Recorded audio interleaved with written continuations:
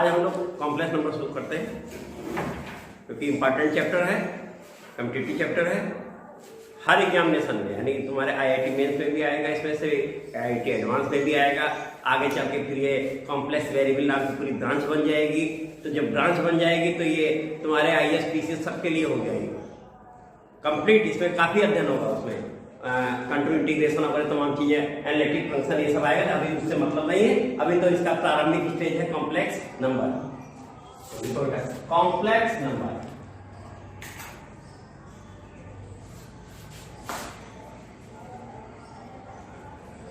Numbers करके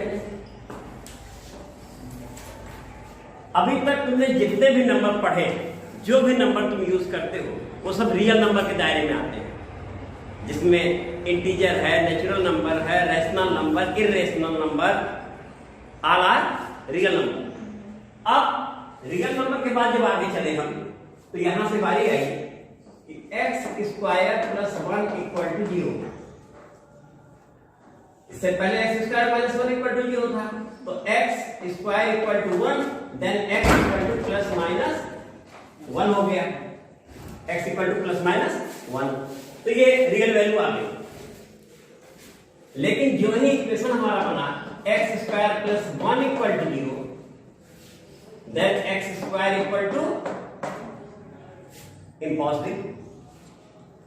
impossible है क्योंकि for any real number square of that number is positive number, और यहां स्क्वायर क्या हो रहा है। अब इसी के बाद फिर चर्चा हुई कि ऐसा कि हमें छूट दे दी जाए इसे ऐसे लिखने की, plus minus under root minus 1 है तो इम्पॉसिबल।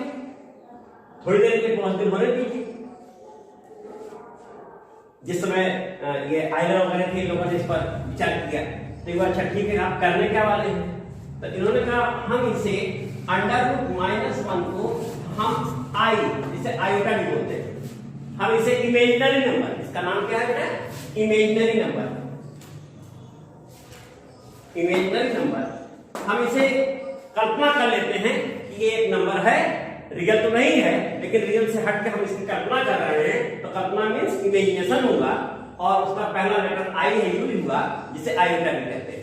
और ये हम केवल इतना ही आप लोगों से कह रहे हैं कि इतने की अनुमति हमें दे दीजिए कि इसे चलने दीजिए आगे, यानी x square equal to minus 1 होने दीजिए, और मान लीजिए कि सही है, तो ये ठीक है। तो जब ये इतना बन गया तो आई स्क्वायर किया गया कितना आया बेटा, ये रियल नंबर है। आई क्यूब किया गया तो कितना आया, i square into i, that means minus i. I power 4 किया हम लोगों ने, तो ये बन गया बेटा i square into i square minus 1 into minus 1 equal to 1, यानी ये भी रियल नंबर हो गए। तो इससे रिजल्ट क्या मिला कि इमेजिनरी नंबर पावर 4 इज 1, और अगर हम कह दें i power 0 equal to 1,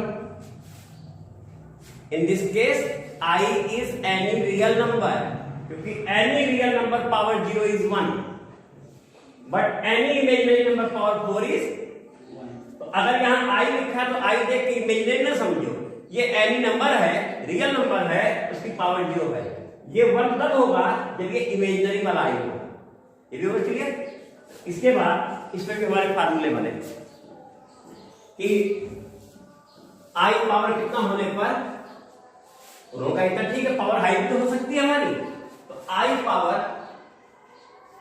4m किया गया, तो i power 4m, i power 4 into power m, और m क्या है बेटा, m इक्वल टू 1 2 3 यानी एनी नेचुरल नंबर पॉजिटिव ठीक है, इसे 1 कह दिया गया बेटा। ये कितना हो गया, 1 हो गया।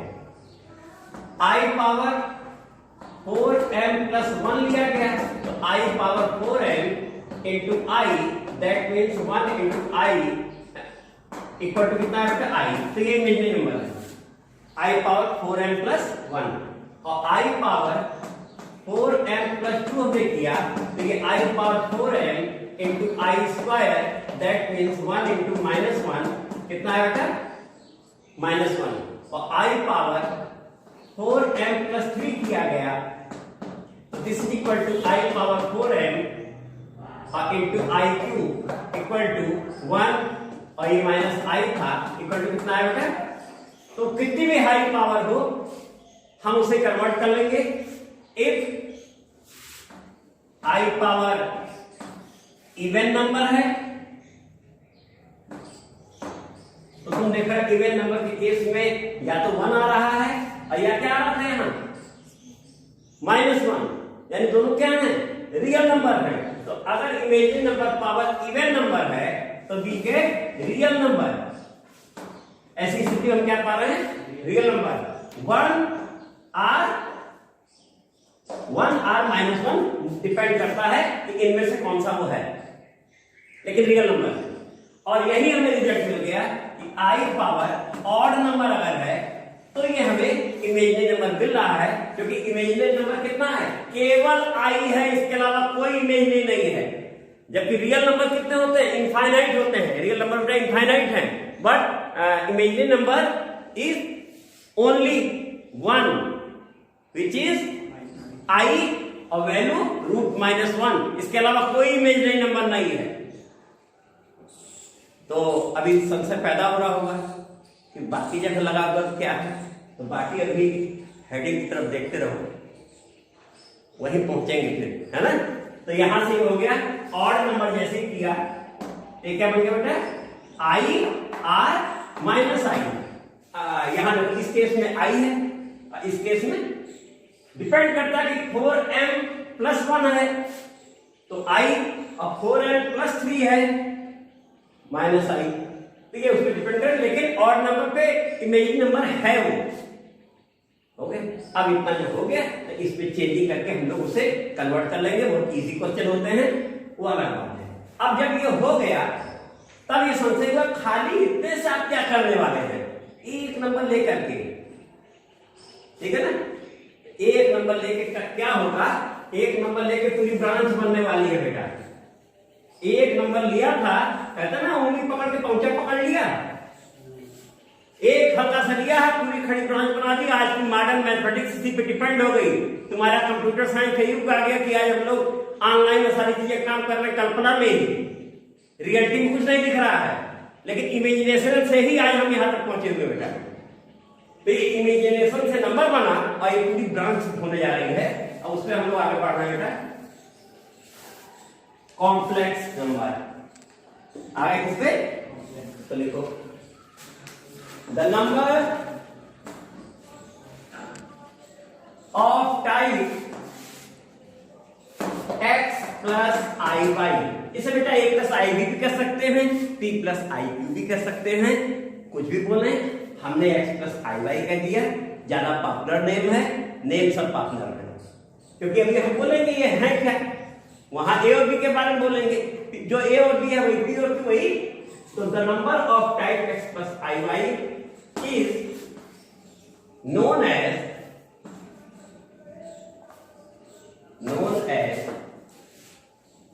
complex number, okay बेटा,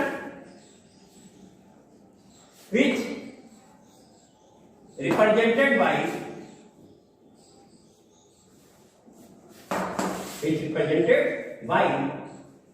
स्मॉल z।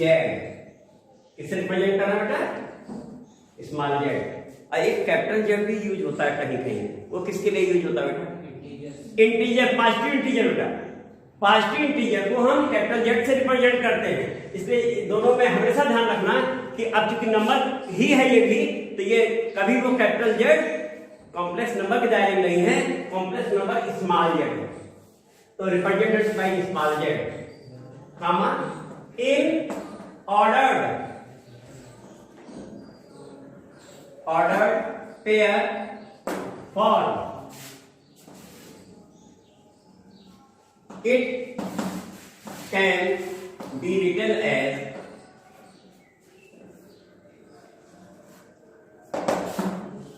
x, y। ये बेटा है तो ऐसे ही, लेकिन ज्यादातर यूज हो रहा है इस पैटर्न पर, तो ये भी है दिस आर दिस।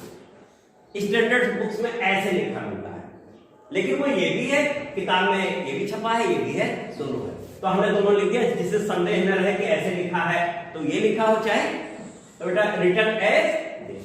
ये कौन सा फॉर्म है ऑर्डर स्क्वायर फॉर्म में। अब अभी और चर्चा तो ही नहीं। x, y are real number.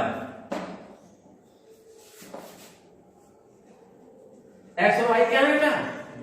x और y रियल नंबर हैं। x and y are real number. Clear हो गया? तो अगर a प्लस आई भी बोलते तो लिखते a and b are real number, p plus i q बोलते तो p and q are real number बोलते। हो गया ना? And i is imaginary number. i क्या है? i is imaginary number. ये तो ये हो गया। और इमेज यानी अकेला है। अब क्या हो गया? मिक्सचर हो गया। तो हिंदी में इसका नाम है सम्मिश्र संख्या। अंग्रेजी में कॉम्प्लेक्स नंबर है, हिंदी में सम्मिश्र संख्या है। नई मिश्रण होकर संख्या बन गई, रियल एंड इमेजिनरी मिलकर एक नई संख्या बन गई। उनका आपका रियल अपना सिद्धांत जो है फॉलो करेगा। आप बिल्कुल बेफिक्र रहिए, आपके नियम में हम जरा सा भी हस्तक्षेप नहीं करेंगे। रियल की सारी प्रॉपर्टी वही रहेगी। हमारा आई आया है, हम जितना बोले उतना करेंगे। हमने आपसे अंडर माइनस 1 के अलावा नहीं मांगा है, तो आगे तक आपको परेशान नहीं करेंगे, वही रहेगा इमेजिनरी नंबर। तो अब इतना बेटा हो गया।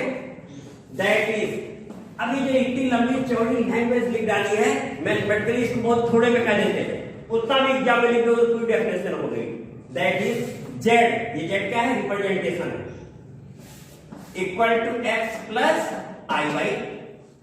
एक्स प्लस आई वाई क्या है? टाइप नंबर का स्टैंडर्ड फॉर्म इसे कह सकते हैं। ये स्टैंडर्ड फॉर्म में इसे देखते ही पहचान लेंगे कि ये क्या है? कॉम्प्लेक्स नंबर है। फिर इसी को हमने कहा x, y, ये कौन सा फॉर्म कहलाया? Ordered pair form. कुछ दिन पहले अभी रिलेशन फंक्शन में चर्चा हो रही थी, ऑर्डर्ड पेयर वहां भी था, नंबर क्रम में, है ना, डेफिनेट ऑर्डर में। और फॉर एवरी, जहां सभी x, y belonging to real number. अब आई के बारे में नहीं बोलना है, आई अपने आप में परिचय अपना दे रहा है खुद ही, तो अकेला है। हो गया बेटा? तो ये जितना पूरा लिखा था वो इतने में हो गया। अब इसके बाद एक शब्द और आ गया, x equal to real part of z। ये जो z है, z कितना? x plus i y. x plus i y का ये x क्या है? रियल पार्ट, जिसे हम लिखते हैं बेटा ऐसे, रियल z। इसका रिप्रेजेंटेशन ये मिलेगा। और y किस पार्टी में है बेटा? पार्टी तो उसमें है, तो स्वयं में वो रियल नंबर, स्वयं में वो है क्या? लेकिन पार्टी उसने ज्वाइन कर ली है कल्पना वाली, इमेजिनरी। तो इसलिए सदस्य तो वहां का है ना, तो y क्या है? Imaginary part. Imaginary part of Z. Imaginary part वाली पार्टी करेंगे, तो दिस इज इक्वल टू, इसे हम लिखेंगे शॉर्ट में इमेजिनरी जेड। तो बेटा ये हो गया। शर्ता रियल जेड, तो real z means x, imaginary z means y. और ये ऐसे भी लिखा होगा, ऐसे भी लिखा होगा। इसका मतलब ये हो गया, ये नोटेशन हो गया। इतना समझ आ गया? अब जब ये हम लोग का हो गया, तो अब इस पे क्वेश्चन जो बनेंगे कुछ कॉम्प्लेक्स नंबर में चेंज करने वाले बनेंगे। कोई भी नंबर है तो कॉम्प्लेक्स नंबर डिवीजन फॉर्म में भी होगा, तो लास्ट में उसे बनाना क्या होगा? इस स्टैंडर्ड फॉर्म में। उससे पहले थोड़ा सा मॉड्यूलस और उसके बारे में चर्चा कर ली जाए। तो बेटा बेटा ऐसे नोट क्या होगा? अब आगे बढ़ रहे हैं, जिसमें हम लोग मॉड्यूलस लेने जा रहे हैं।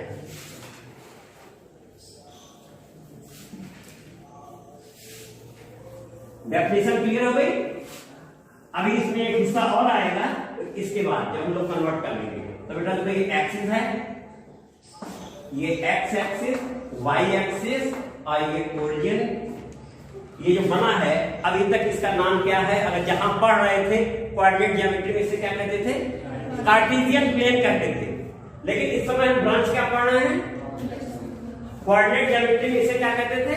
एक्स एक्सिस, और इसे, लेकिन अब यहां पर जिसे एक्स एक्सिस कहते थे वो हमारी इमेजिनरी एक्सिस, रियल एक्सिस। वो क्या है बेटा? Real axis. ये रियल है, जमीन पे है, धरातल पे हमें दिख रहा है, आइए हवा में है, इमेजिनरी। इमेजिनरी एक्सिस बेटा। ओके, तो जिसे वाई एक्सिस कहेंगे वो इमेजिनरी है, कल्पना में है, और रियल ये हमारे सामने है, तो एक्स एक्सिस रियल बन गई और ये इमेजिनरी। जिसे हम कार्टेशियन प्लेन कह रहे थे उसे हम कॉम्प्लेक्स प्लेन या आर्गन प्लेन, तो इसका नाम क्या होगा बेटा? कॉम्प्लेक्स प्लेन आर्गन प्लेन का ARGND प्लेन। तो कॉम्प्लेक्स प्लेन और वहां coordinate axis, x y plane और कार्टेशियन प्लेन, इतने नाम थे, केवल नाम का फर्क हुआ है स्थान के अंतर के कारण, सिद्धांत वही है। वहां उसे हम कोऑर्डिनेट कहते थे, यहां इसका नाम क्या है? Ordered pair. अब हमने इस स्थान पर एक ही पॉइंट लिया, कोऑर्डिनेट ज्योमेट्री के अनुसार तो पॉइंट लिया, और यहां के अनुसार क्या लिया बेटा? ऑर्डर्ड पेयर ले लिया, ordered pair x comma Y. सिद्धांत वही है कि जो एक्सिसा है उसका नाम अभी क्या रखे थे? Real Z. लिखे थे, याद है ना? अभी हम लिखेंगे एक्स क्या था बेटा? रियल जेड था ना? Z equal to x plus i y था, और यही कितना था बेटा? एक्स कामा वाई भी था, और एक्स रियल जेड था, वाई क्या था? इमेजिनरी। कोऑर्डिनेट ज्योमेट्री में इसे एक्सिसा, इसे ऑर्डिनेट कह रहे थे, यहां ये रियल जेड का मान है। तो ये तुम्हारा हो गया। अब यहां से परपेंडिकुलर ड्रॉ किया बेटा हम लोगों ने, परपेंडिकुलर इस प्लेस पे आया पॉइंट ए पर, रियल एक्सिस। हाँ, अब ये O से लेके A तक की डिस्टेंस तो x हो गई, क्लियर है, ओरिजिन से, और ये हो गया हमारा y हो गया, ठीक है। Real axis, real z, imaginary z मिल गया हमें, और हमने इसे मिला भी दिया। वहां कहते हैं कि ये लेंथ ऑफ लाइन है, लेंथ ऑफ लाइन। अगर लाइन लेना है तो उसकी ये क्या है? मात्रा है। तो लाइन की मात्रा ज्ञात करो, मतलब क्या होता है लाइन की मात्रा? लाइन की लेंथ है। अभी क्या है? अपनी मात्रा बताओ। तो हमारा वो ना डायमेंशन नहीं, वेट भी नहीं, वेट तो mg होता है। m क्या? मास बेटा। वेट क्या होता है? mg। हम लोग गलत शब्द यूज करते हैं, तुम्हारा वेट कितना है, और उसमें g का प्रोडक्ट करके बोलते ही नहीं है, कहते हैं हमारा वेट 10 किलो है। कोई कहेगा 10 किलो है और बोल रहा वेट, और वेट होता है न्यूटन में या डाइन में, किलो नहीं होता है ना? तो इसलिए जब भी वेट बोलते हैं तो सांप पे कर दो जी लगाए नहीं है ना? या 10 किलोग्राम न्यूटन हमारा है, आगे उतने किलोग्राम करके भी ऐसे बोल देते हैं लोग। तो कुल मिला के जान लो कि हमने जो कहा मास। तो अगर हम कहें अपनी मात्रा बताओ, तो हमारी मात्रा का सेंस क्या है? मास, मॉडुलस। तो उसी को मॉडुलस कहते हैं बेटा। तो ये मॉडुलस है किसका? कॉम्प्लेक्स नंबर का, जिसे हमने क्या कहा? आर कह दिया। अब यहां से हम लोग आ रहे हैं, ये फिगर बन चुकी है, और ये कौन सा ट्रायंगल है? राइट एंगल ट्रायंगल है बेटा, राइट एंगल ट्रायंगल है। और यहां हम लोगों ने कहा है z equal to x plus i y. Number 1 बोल देते हैं बेटा, number 1 z equal to x plus i y है। और हमारा जो OP है, OP इक्वल टू आर है, इक्वल टू क्या है? मॉडुलस z है। आर क्या है? उसका मॉडुलस है z का। That means r modulus x plus i y हुआ मेरे बेटा। कितना बोल देते हैं? नंबर 2। OP जो है वो r है, और क्या है? अब भी हमने कहा उसका मात्रा है, मॉडुलस है। लाइन होती तो लेंथ होती, वो भी ऐसी आती। ये हमने बोल दिया r इक्वल टू दिस, और इसे हम क्या लिख सकते हैं? मॉड z भी बोल सकते हैं। मॉडुलस z मींस इसी का नाम मॉड z भी है। ये है ये, ओके। अब आए फ्रॉम, फिगर बन चुकी है, उसको हम बताना नहीं है, तो वहां लिखा हुआ क्या है?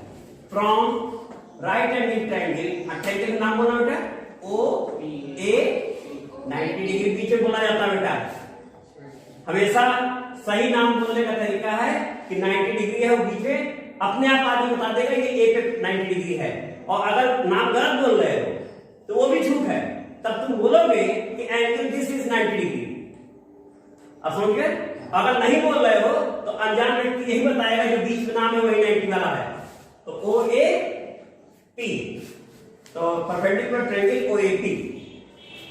अब यहां से तुम देखना बेटा, ये दिख रहा है, इसको देख के कोई मैथमेटिशियन याद आ जाते हैं? पाइथागोरस जी हमारा नाम करेंगे पूरे, बचपन से शुरू हो रहा है, लास्ट तक पिंड नहीं छोड़ेंगे जब तक गणित पढ़ते रहोगे। गणित के लिए फिजिक्स केमिस्ट्री में नहीं है ना? तो यहां से आया बेटा, तो पाइथागोरस जी के अनुसार ओपी का स्क्वायर इक्वल टू ओए स्क्वायर प्लस एपी स्क्वायर, और डायमेंशन वहां से लिखे हुए बेटा। ओपी को हमने क्या कहा है? आर कहा है, ओए एक्स स्क्वायर है, और एपी क्या है बेटा? वाई स्क्वायर है। आर मात्रा है, मात्रा निगेटिव नहीं होती है, हमेशा पॉजिटिव होती है। Then r equal to under root x square plus y square. तो ये हमारा बन गया नंबर कितना हो बेटा? 3। अब यही आर तो ये भी था, जो आर ये है वही आर ये था, है ना? तो फ्रॉम 2 and 3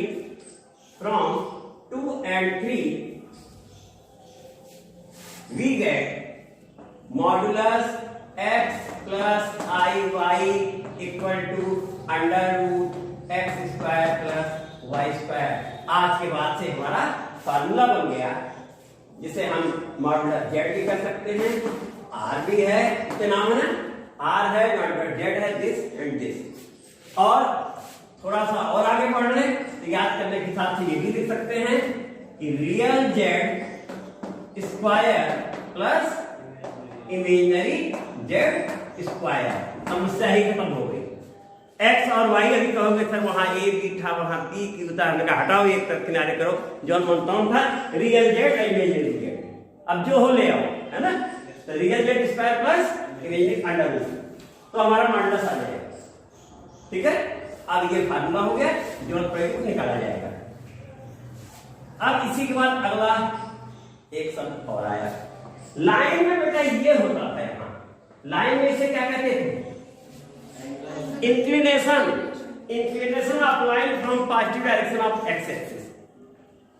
ये एंगल भी है, इंक्लिनेशन भी है ना? और साथ में एंगल हो गया, इंक्लिनेशन, यहां जब और डायरेक्शन भी है, लेकिन यहां जब आए तो ये हमारा कहा जाएगा आर्गुमेंट और एम्पलीट्यूड। नाम क्यों बदल गया और है वही। तो अब यहां से देखना क्या, ट्रायंगल वही चल रहा है, राइट एंगल ट्रायंगल, तो दोबारा नहीं बोलना है, फ्रॉम राइट एंगल ट्रायंगल है ही tan theta equal to, theta हमने किससे कहा? इस एंगल को। tan थीटा इक्वल टू देख के बोलना बेटा, y by x, theta equal to tan inverse y by x। और थीटा को हमने क्या कहा बेटा? आर्गुमेंट, शॉर्ट में ARG लिखते हैं, पूरा नाम है आर्गुमेंट। आर्गुमेंट Z भी इसका नाम है, एम्पलीट्यूड Z भी है, AMP भी लिख करके हम Z लिख सकते, लेकिन पूरा नाम है AMPLITUD, एम्पलीट्यूड, है ना? तो ये हो गया, ये भी हो गया, और equal to tan inverse Y क्या है बेटा? Imaginary Z upon real Z। याद हो गया बेटा? तो ये थीटा क्या है? यार थीटा भी लिखते हैं, थीटा आर्गुमेंट जेड है, एम्पलीट्यूड जेड है, tan inverse imaginary Z upon real z, और आराम से निकल जाएगा। हो गया थीटा बेटा? तो मैग्नीट्यूड भी हो गया और ये आर्गुमेंट भी हो गया। कॉम्प्लेक्स नंबर में मैग्नीट्यूड और इसी सबसे ज्यादा क्वेश्चन पूछे जाएंगे बेटा।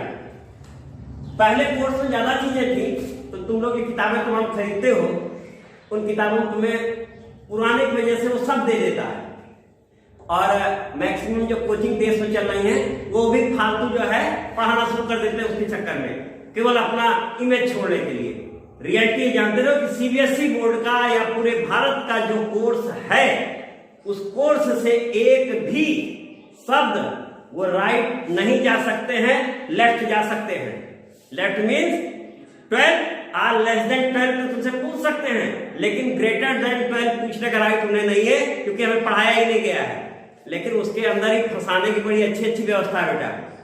लेस देन 12 में ही बहुत कायदे से पूछाया जा सकता है। तो कंप्लीट बेसिक नॉलेज जो है तुम्हें वहां तक लेते हुए चलना है, उसमें से उससे हटकर नहीं पूछेगा।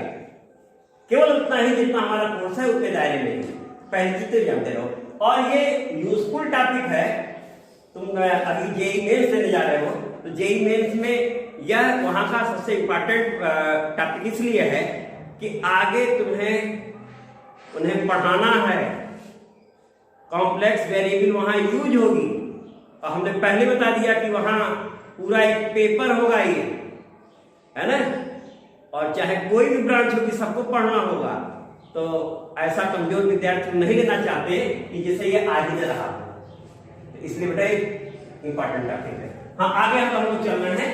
देखो कॉन्जुगेट, कॉम्प्लेक्स कॉन्जुगेट, है ना।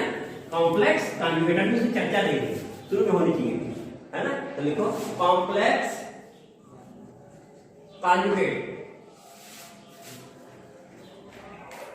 नंबर, है ना। Complex conjugate number. Each complex number z, लिखते हैं चलो, each complex number z have its complex, its conjugate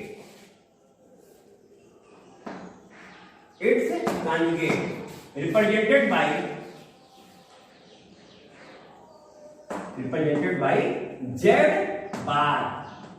small z लिख करके उसके ऊपर क्या लगा दिया गया बेटा, एक लाइन खींच दी, इसे बार पढ़ा जाता है, रिप्रेजेंटेड बाय z बार। तो each complex number z have it's conjugate represented by if z equal to x plus iy, then conjugate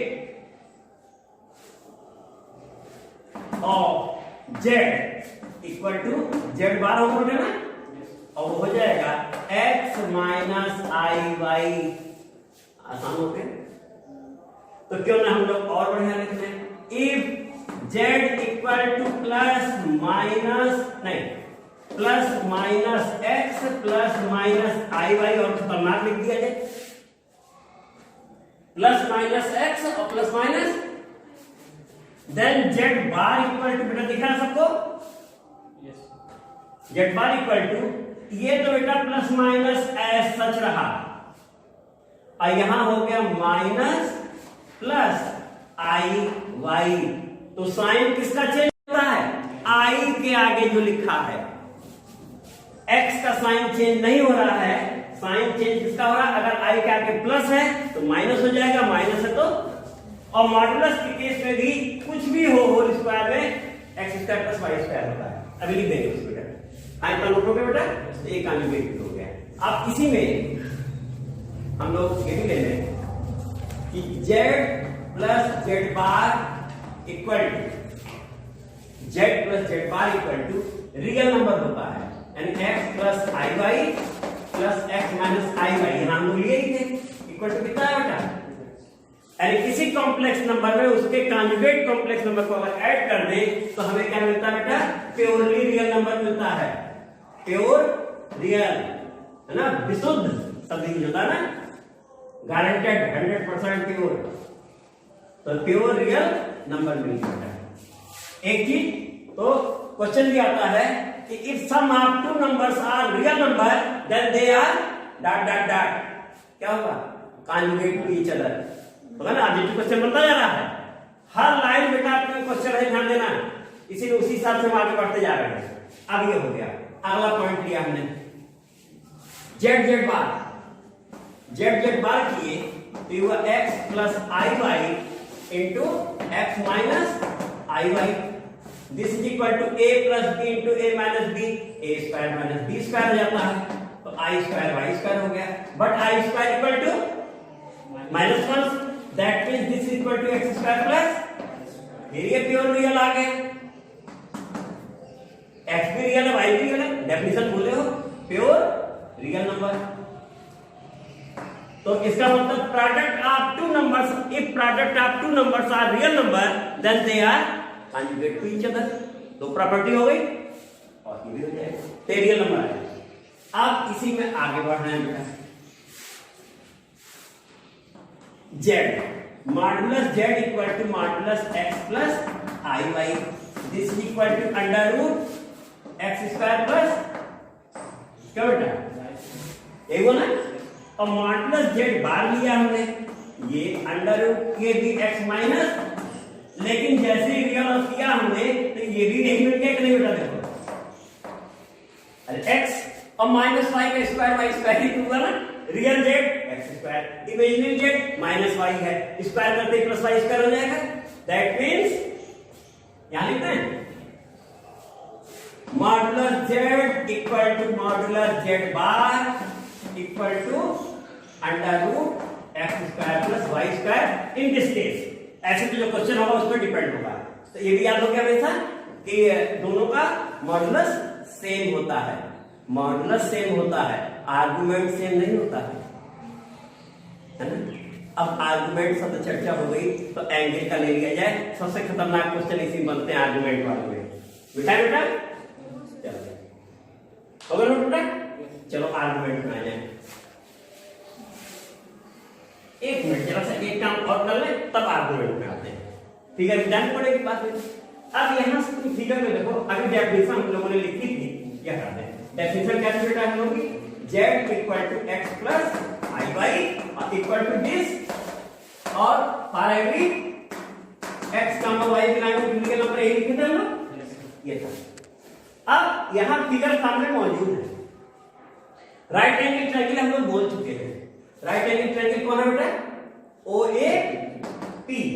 तो फ्रॉम OAP जरा बेटा बोलना x by r equal to cos, this implies that x equal to and y by r equal to sin theta, this implies that y equal to,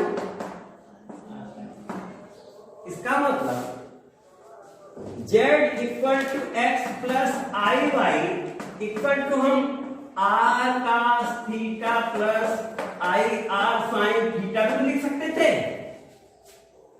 लिख सकते थे ना। Clear? तो ये हमारा बेटा पोलर फॉर्म है। ये कौन सा फॉर्म है? Which is polar form, polar form of z. Z कौन? Complex number. तो अब ध्यान सुनना, ये कौन सा फॉर्म है? Standard form. X plus i y means माना देख देख पहचाना, ये उसकी पहचान चिन्ह है। जैसे तुम्हारा नाम रख दिया घर वालों ने, पहचान चिन्ह यही है।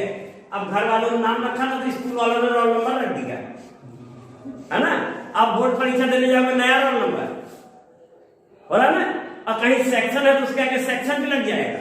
तो इस तरीके से ये सब सुविधा अनुसार बदला जाता है। तो यहां पर तुमने देखा कि ये सुविधा के लिए इसकी पहचान के लिए नाम दिया गया standard form, ordered pair form, polar form.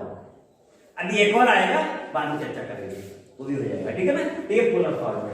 तो एनी इक्वेशन, कहीं अब पोलर शब्द क्या होता है जानते हो? अगर कोई इक्वेशन x और y में है, if any equation in x and y, then that type equation is known as Cartesian equation. If any equation is in x and y, then that type of equation is known as, or if equation is in r and theta, then that type of equation is known as polar equation. अब यहाँ पर theta क्या होता है?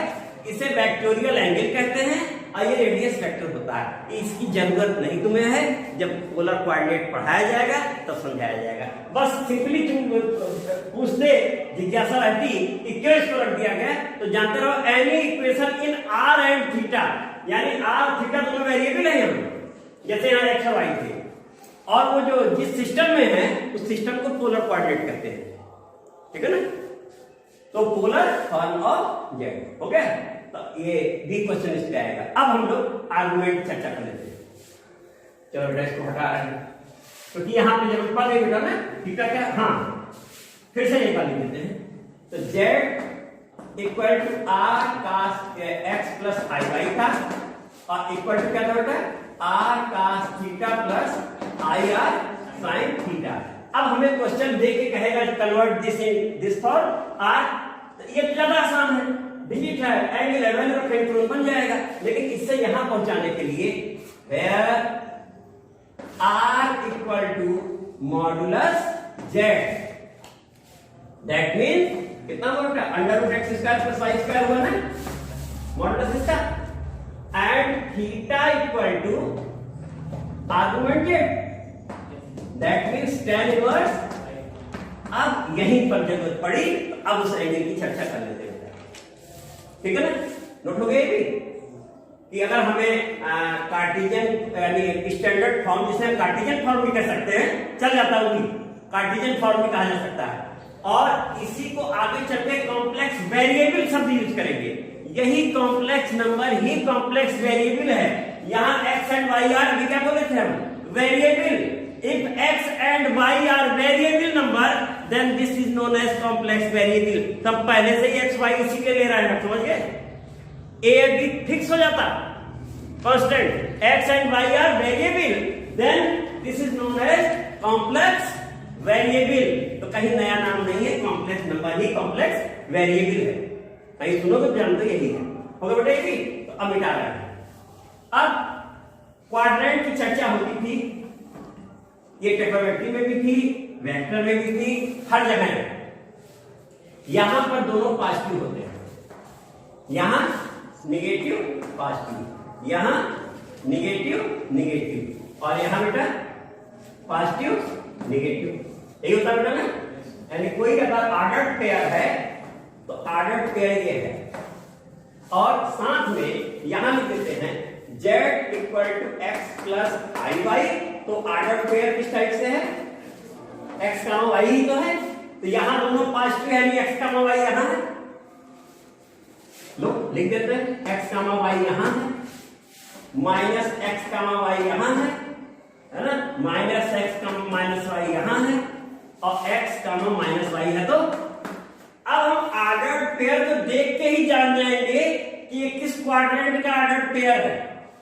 और अगर complex number दिया है तो कॉम्प्लेक्स नंबर बहुत आसान होता है बेटा। सपोज करो x प्लस आई वाई है, धीरे से ये i को मिटा दो और प्लस को मिटा दो, अब बीच में कामा लगा दो, क्या बन गया? तो तुम कहोगे सर इसको क्या कर रहे हैं, x माइनस आई वाई। हमने कहा था i और प्लस को हटा देंगे, तब हम पहले प्लस बनाओ, तो क्या करेंगे x प्लस आई, अब बात समझ में आ गई, प्लस हटा दो और आई हटा दो, कमा लगा दो, तो क्या बन गया? इसका मतलब तुरंत कॉम्प्लेक्स नंबर दे के जाने जाएंगे, ये दिस माइनस दिस यहाँ का है, दोनों माइनस यहाँ का है, ये प्लस माइनस यहाँ का, पकड़ में आ जाएगा। क्वाड्रेंट जैसे ही पकड़ में आ जाएगा तो एंगल की बारी आई। तो एंगल अगर यहां हम थीटा कह रहे हैं तो वो एंगल यहां अगर आ रहा है और ये अंदर से थीटा है, लेकिन इसे हम पढ़ेंगे क्या बेटा, पाई माइनस थीटा। तो अगर फर्स्ट क्वाड्रेंट में एंगल है तो उसे क्या पढ़ेंगे, थीटा, और सेकंड में है तो उसे क्या पढ़ेंगे, ये घेरा बना देगा वही पढ़ेंगे, यहां क्या पढ़ेंगे। और जैसे ही ये एंगल यहां पहुंचेगा थीटा होकर के, तो ये कहां पहुंच गया, पहचान क्या होगी, दोनों निगेटिव नजर आएगा, तो थर्ड में। अब थर्ड में आते ही सही बात तो ये 180 प्लस थीटा हो रहा है, ये क्या बन रहा है, लेकिन इसे 180 प्लस थीटा न पढ़ करके हम लोग इसको क्या पढ़ेंगे बेटा, 100, ये एंगल ये वाला हो जाएगा, यहां से था ना, ये एंगल है, दोनों एक दूसरे के है ना, कॉन्जुगेट डिवाइजन में कोई दोनों ये ऊपर था, तो ये माइनस पाई माइनस थीटा, खतरनाक क्वेश्चन इसी बनते बेटा। ये थर्ड क्वाड्रेंट वाले को पाई प्लस थीटा नहीं कहेंगे, आ तो रहा है ट्रिग्नोमेट्री के हिसाब से पाई प्लस थीटा, वेक्टर के हिसाब से भी pi plus theta, coordinate geometry के हिसाब से भी पाई प्लस थीटा। लेकिन जैसे ही यहां पहुंचे तो बिल्कुल याद कर लो कि थर्ड वाले में आते ही थर्ड तो पहले सारा निशान उसमें छिपा के पहचान लो थीटा है कितना, माइनस थीटा के फर्स्ट क्वाड्रेंट के हिसाब से देख लिया। अब फर्स्ट क्वाड्रेंट के हिसाब से जितना एंगल आ रहा है अब उसको थर्ड में ले जाओ तो माइनस पाई माइनस थीटा। और एंगल अगर इस क्वाड्रेंट में है चौथे में, इसे हम लोग 360 माइनस थीटा बोलते थे, लेकिन ये क्या बोला जाएगा माइनस। तो आप तुम जान लो कि आर्गुमेंट जेड यहां थीटा है, आर्गुमेंट जेड यहां पाई माइनस, और आर्गुमेंट जेड थर्ड क्वाड्रेंट में क्या है माइनस पाई माइनस, और फोर्थ क्वाड्रेंट में आंसर इसी वे में दिया जाएगा बेटा। तो इस पर कंपटीशन में हमला सबसे ज्यादा होता है, अच्छे अच्छे चैलेंज करने वाले भी एक झटके में आंसर देख के कंफ्यूज हो जाते हैं। हम खुद ही गलत करके आ चुके हैं बेटा आईएएस के एग्जाम में, प्री में मैथमेटिक्स लिए थे और रोज समझाते हैं वहां खुद गलत करके आ गए थे। तो ऐसा नहीं है, इसलिए सावधानी बेटा बरतो कि सावधानी घटी तो घटना घटी, क्योंकि वहां समय कम होता है, इतना सोचने का समय नहीं होता है, तेज भागना है, क्वेश्चन पढ़ना है, लगाना भी है, टिक भी लगानी है। और अगर आप ईमानदारी से क्वेश्चन पढ़ रहे हैं और फिर गोला रंग रहे हैं, खाली क्वेश्चन पढ़ के गोला रंग दीजिए तो भी पेपर पूरा होना तगड़ी मेहनत हो जाती है। और एक आध मिनट अगर सोच लिया तब तो ये तुम जान लो कि 100% तो खाली लोग कहते करके आए हैं, 100% पेपर पूरा तो होता ही नहीं है। 80-90% पहुंच गया समझ लो टॉपर है, क्योंकि पढ़ना भी है, सोचना भी है, रंगना भी है। हाँ अब ऑनलाइन वाला हो गया है, ऑनलाइन में हो जाएगा बेटा, ऑनलाइन में अब हो जाएगा, क्योंकि ऑनलाइन में तुम्हें केवल क्लिक करना है। उसमें क्या होता था बेटा, पैड पे भी लिखा था जरा सा भी गोले के बाहर चला गया तो आपका अमान्य हो जाएगा, इसका नंबर नहीं लिया जाएगा। पैड के सावधानी के साथ गोला रंग रहे हैं, याद है लिखा रहता था ना, और जरा सा कम रंगा होगा तो भी नहीं लिया जाएगा। तो इसी वजह से अब जो ज्यादा क्वेश्चन हो रहे हैं क्यों हो रहे हैं, तुमने क्लिक किया हो गया। और यहाँ एक सुविधा ये भी ऑनलाइन में कि तुम उसको हटा के चेंज भी कर सकते हो। यहाँ पर दोबारा हटाने की व्यवस्था नहीं थी, अब रंग दिए तो रंग दिए, है ना। तो अब बेटा किया जा सकता है, तुम्हारे पास समय की बचत हो जा रही है, ऑनलाइन सिस्टम से आसानी हो गई है। और ऑनलाइन पहुंचाने का काम किसने किया, इसी कल्पना ने किया जो पढ़ने जा रहे हैं। तो आगे चला जाए बेटा, हो गया एंगल की चर्चा हो गई बेटा। अब बचा हुआ है इसके बाद कॉम्प्लेक्स नंबर हो गया, आर्गुमेंट हो गया। अब इसमें स्क्वायर रूट अगर निकालना होता है सब हो जाएगा, क्वेश्चन लगाए जाएंगे। क्यूब रूट ऑफ इनफिनिटी है ना, क्यूब रूट ऑफ इनफिनिटी ले लेते हैं। क्यूब रूट ऑफ इनफिनिटी बेटा ओमेगा क्यूब होता है, जिसकी वैल्यू 1 होती है, डायरेक्ट बोलते जा रहे हैं। और omega 1 plus omega square equal to 0 होता है। ऐसा क्यों हो रहा है, since omega minus 1 equal to 0 बन जाएगा बेटा, फैक्टर करो omega minus 1 omega plus omega square plus 1 equal to 0। Omega minus 1 not equal to 0, क्यों, क्योंकि ओमेगा क्यूब 1 है, ओमेगा नहीं 1 है, तो इसका मतलब कौन 0 है, 10 omega square plus omega plus 1 equal to. तो आज के बाद से याद हो गया कि 1 plus omega plus omega square कितना हो गया, ये भी हो गया।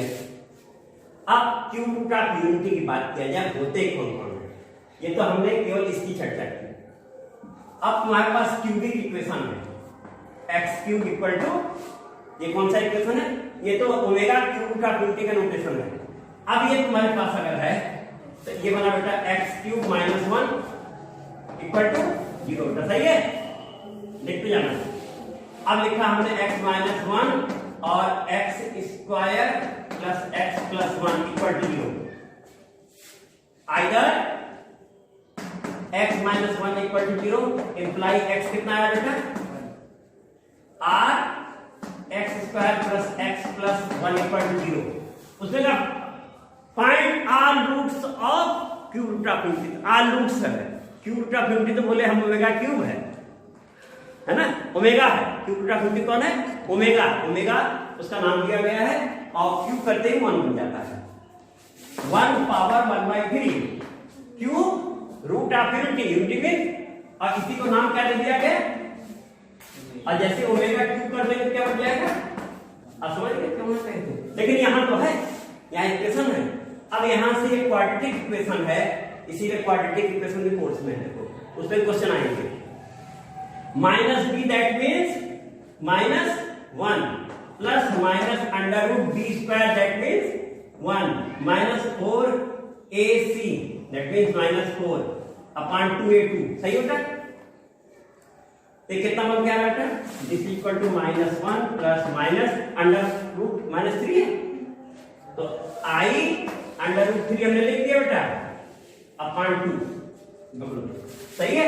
ये में अंडर रूट के अंदर माइनस है तो -1 तो आई हो गया, 3 उन्होंने अपना रियल नंबर ले जाएंगे, हमसे मतलब नहीं है, हमने तो आपसे केवल अंडर रूट -1 मांगा था, ले लिया उसे आई दे दिया, बाकी आपके हिस्से है ना, हो गया रियल नंबर।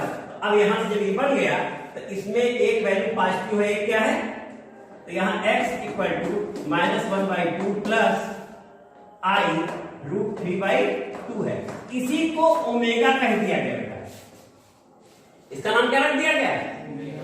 और दूसरी वैल्यू आई थी -1/2 माइनस आई रूट 3/2, इसे क्या कह दिया गया, अगर तुम इसका स्क्वायर करो तो यही आएगा, इसका मतलब क्यूब रूट्स ऑफ यूनिटी कौन कौन है, 1 ओमेगा ओमेगा स्क्वायर। इस क्यूबिक इक्वेशन के रूट्स क्या हैं, एक रूट है 1 और एक है, और दूसरा अगर इनका सम कर दो तो क्या आंसर आएगा 0, चेक करके देख लो, जरा सम करो, देखो -1/2 -1 हो गया, ये दोनों, और ऊपर वाला 1 लेना जरा, तो हो गया 1 प्लस ओमेगा स्क्वायर 0 मिल रहा है ना, और अगर प्रोडक्ट कर दो तो देख लो प्रोडक्ट 1 आएगा, करके देख लो, a plus b a minus b a square minus b square है, कितना हुआ a प्लस बी, ये तो हो गया 1/4 और प्लस 1/4 2 1/2 हो गया, कितना हो गया, और साथ में इसका एक प्रोडक्ट करके देखो, देखो ये बन गया 1/4 5 इंटू नहीं प्लस 3/4 तो क्या 4/4 1 इंटू 1 ऑलरेडी पहले से है, 1 ओमेगा ओमेगा स्क्वायर 12 1 आ गई ना, तो तुमने देखा कि प्रोडक्ट ऑफ ऐसी nth रूट ऑफ यूनिटी होता है, sum of nth root of unity is 0 and product of nth root of unity is 1। ये भी याद करना ऑब्जेक्टिव क्वेश्चन में, तो इस तरीके से तुमने देखा ये है। अब इस पे क्वेश्चन होंगे, तो अब तुम्हें याद रखना क्या है, वो याद ये रखना है कि ओमेगा क्यूब इक्वल टू 1 होता है, और 1 प्लस ओमेगा स्क्वायर कितना होता है बेटा, लेकिन हम यहां भी वो बदमाशी कर सकता है, तो तुम ये याद कर लो, omega power 3m equal to 1, m equal to 1 2 3 यानी 3 का मल्टीपल होने पर omega means cube root of unity है ना, और ओमेगा की वैल्यू लिखी था ना -12 प्लस अंडर रूट 3/2, यही था ना बेटा, और ओमेगा पावर 3m प्लस 1 किए तो omega power 3m into omega that means this equal to omega, और ओमेगा पावर 3m प्लस 2 किए omega power 3m into omega square that means omega square, तो तुम्हें फाइनली क्या मिला 1 ओमेगा स्क्वायर ही तो मिला। तो अगर पावर ज्यादा है तो इस नियम से चेंज कर देंगे। इस पर क्वेश्चन ज्यादा पूछे गए हैं, डिटरमिनेंट में भी पूछ देगा और अन्य जगह भी पूछ देगा। ऑब्जेक्टिव क्वेश्चन इसमें बनता है बेटा, तो फार्मूला तुम्हें याद हो गया, केवल 2 फार्मूलों का खेल है, सब इसी से होता जाएगा। अब एक चीज लास्ट में और ले लें जो कि कोर्स में तो नहीं है, लेकिन कोर्स में ना होते हुए भी वो है क्योंकि उसका यूज हो रहा है, तो क्या है बेटा डी मॉर्गन्स थ्योरम, नाम तो नहीं है लेकिन प्रोडक्ट तो हम कर ही रहे हैं, सारा काम कर ही रहे हैं, तो अगर हम उसे याद किए रहे तो आसानी से कहेगा प्रोडक्ट ही तो हमने दिया था, डी मॉर्गन्स थ्योरम नहीं दिए थे, तब क्या कहे प्रोडक्ट दिए थे, और जबकि डी मॉर्गन्स थ्योरम में वो आसानी से हो जाएगी। तो अगला बेटा हम लोग ले रहे हैं डी मॉर्गन्स डिमॉर्गन थ्योरम। तो इसके पूरी थ्योरम की जरूरत नहीं है। यहाँ पर हमारा complex number cos theta plus i sin theta form का होता है, यानी पोलर फॉर्म होता है जिसमें r इक्वल टू 1। r की वैल्यू कितनी है बेटा? 1 है। नहीं है तो फॉर्मूले के बाहर निकाल लेंगे। लेकिन डिमॉर्गन के लिए cos plus i sin cis form बोल देते हैं, है ना? तो ऐसे लिखा रहता है। जब हम इंटर में थे तो ऐसे हमें कहीं दिखा, तब हम परेशान थे। साइन, कास, टैन, काट सब तो सुने थे, ये नया कहां से नाम आ गया सिस। तो फिर ऐसे पूछे हम कि ये है क्या? बेटा कास को साइन साइन है डिमॉर्गन वाला। तब से देखते ही याद आता है कि सिस देखते ही कास plus i sign shortcut method है, लेकिन हम किताब में दिखता नहीं है। तो cos theta plus i sin theta power अगर n है, अब प्रोडक्ट करके नहीं दिखाएंगे, समय ज्यादा नहीं है। ये होता है cos n theta plus i sin n theta. याद आ रहा हो गया कि पावर एंगल में प्रोडक्ट हो गई और आसानी से हमारा क्वेश्चन पलक झपकते ही लग जाएगा। तो ये बेटा ट्रिक नहीं है, नियम है। कोई कहे हमने बड़ी अच्छी ट्रिक बता दी, ये ट्रिक नहीं बताई है, ये डिमॉर्गन जी कह के चले गए हैं, उन्हीं के नियम से हो रहा है ना। अगला है cos theta minus i sin theta, power अगर n है तो ये हो जाएगा बेटा cos n theta minus i sin। तो डिमॉर्गन जी ने दिया तो प्लस के लिए ही था, ये बाद में कन्वर्ट होके अगर ये है तो माइनस अंदर कर लो, cos minus theta cos theta और लगा दो, हो गया, अंत में ही बन जाएगा। तो प्रूफ नहीं बताना है। अगला है cos theta plus i sin theta power minus n। अब अंदर ले जाओगे तो क्या बन जाएगा बेटा? cos n theta minus i sin n theta. समझ आ रहा बेटा? क्योंकि sin minus theta minus sin theta होता है। और लास्ट एक और आया cos theta minus i sin theta power minus n, दोनों नेगेटिव। तो ये बन गया बेटा cos n theta plus i sin n theta. बेटा ये भी हो गया।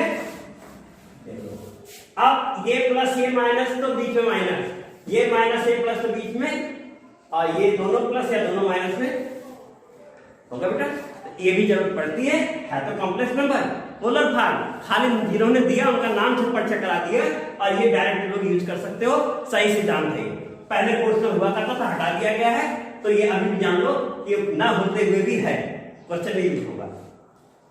अब इसी में एक चीज और बेटा,